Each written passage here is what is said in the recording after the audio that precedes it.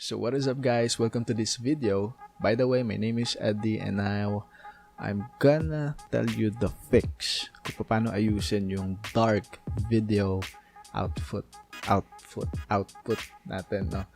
If you record gameplays like me on PlayStation 4 or NPC and minsan nakaka-experience ka ng dark output sa iyong video like this, okay, I'm gonna show it there.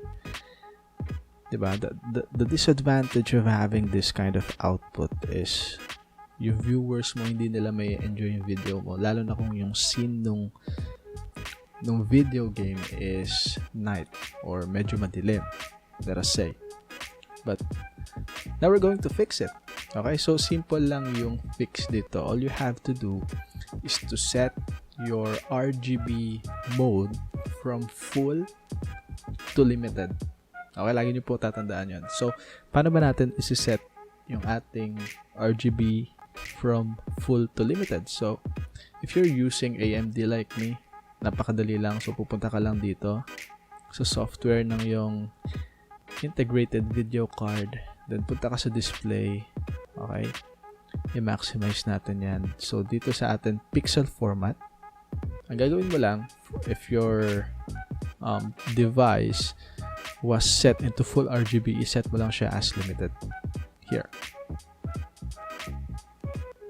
Diba? So, nakita natin.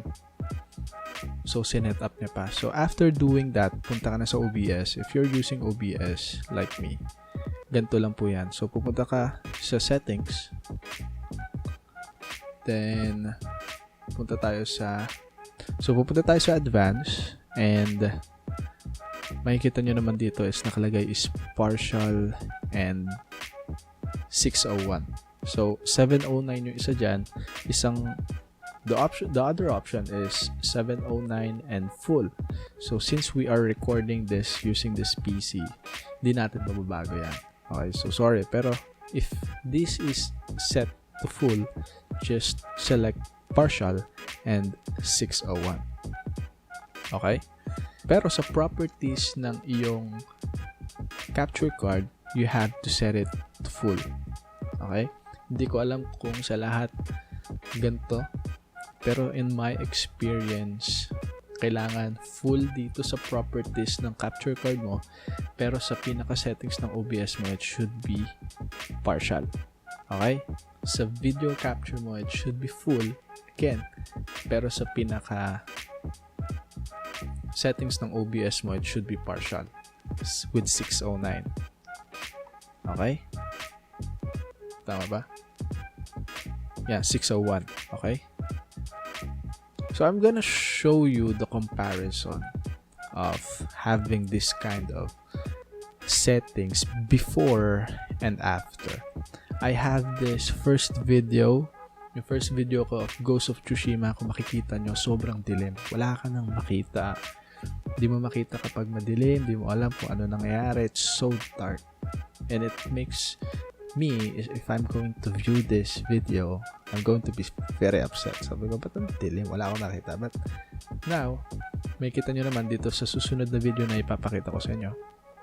In comparison, maliwanag na siya. Nakikitaan na natin. Kasi, naka-partial na yung RGB natin. Okay, so to recap this video, again, you set your video card settings, the RGB of your video card to partial, and sa OBS, sa main settings, gagawin mo siyang partial, pero sa enhanced video mo, it should be full. Okay, so I hope this video helps you out if you're really experiencing this kind of difficulty like me. I hope natulungan kita. And if you're not yet subscribed to the channel, please subscribe. It will really help the channel out. So, see you guys in the next video.